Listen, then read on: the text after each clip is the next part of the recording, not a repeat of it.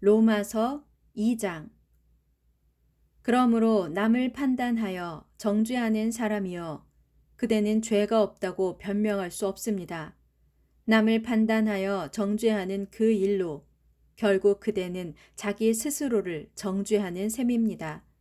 왜냐하면 남을 판단하여 정죄하는 그대도 그 사람과 똑같은 짓을 행하고 있기 때문입니다. 우리는 하나님의 심판이 진리에 따라 이런 일을 행하는 사람들에게 공의롭게 내려진다는 것을 압니다. 이런 일을 행하는 사람을 판단하여 정죄하면서도 자기 자신도 이런 일을 행하는 사람이여 그대가 하나님의 심판을 피할 수 있을 줄로 생각합니까? 그렇지 않으면 선하신 하나님께서 그대를 인도하여 회개의 자리로 이끌고자 하시는데도 그것을 알지 못하고 그분께서 베푸시는 풍성한 인자하심과 용납하심과 오래 참으심을 오히려 멸시하는 것입니까? 그대가 회개할 줄 모르는 완고함과 완악함을 발휘하는 그만큼 그대는 장차 하나님의 공의로운 심판의 날에 자신이 받을 진노를 스스로 쌓아 올리고 있는 것입니다. 하나님께서는 각 사람들에게 그들이 행한 대로 갚아주실 것입니다.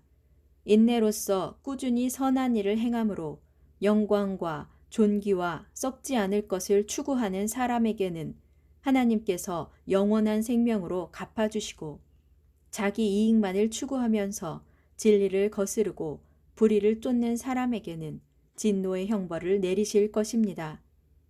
악한 일을 행하는 모든 사람에게는 유대인이나 헬라인이나 가릴 것 없이 환난과 고통을 주실 것이지만 선한 일을 행하는 모든 사람에게는 유대인이나 헬라인이나 가릴 것 없이 영광과 존귀와 평강을 주실 것입니다. 하나님께서는 사람을 차별하지 않으시기 때문입니다. 율법을 모르고 죄를 저지른 사람은 율법과 상관없이 멸망할 것이고 율법을 알면서도 죄를 저지른 사람은 율법에 따라 심판을 받을 것입니다. 하나님 앞에서는 율법을 알아듣는 사람이 의로운 사람이 아니라 오직 율법을 지켜 행하는 사람이 의롭다고 인정을 받게 될 것이기 때문입니다.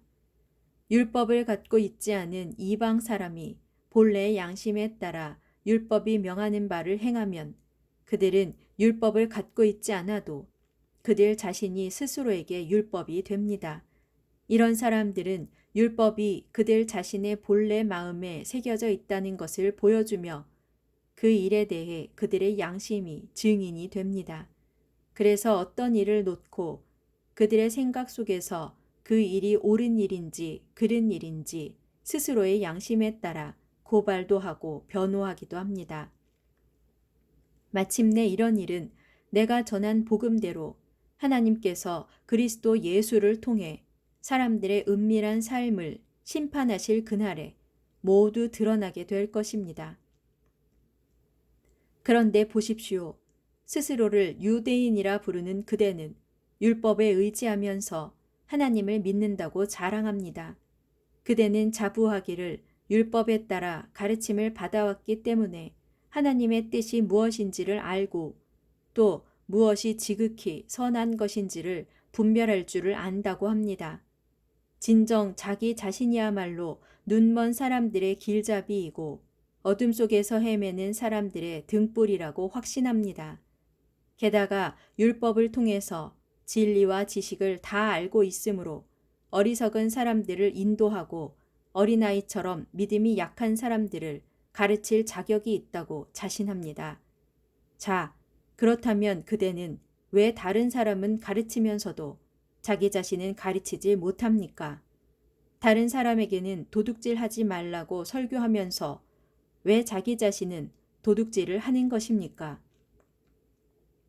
다른 사람에게는 간음하지 말라고 하면서 왜 자신은 간음을 합니까? 우상이라면 아주 질색을 하는 그대가 어째서 우상을 모신 신전의 물건을 훔치는 것입니까?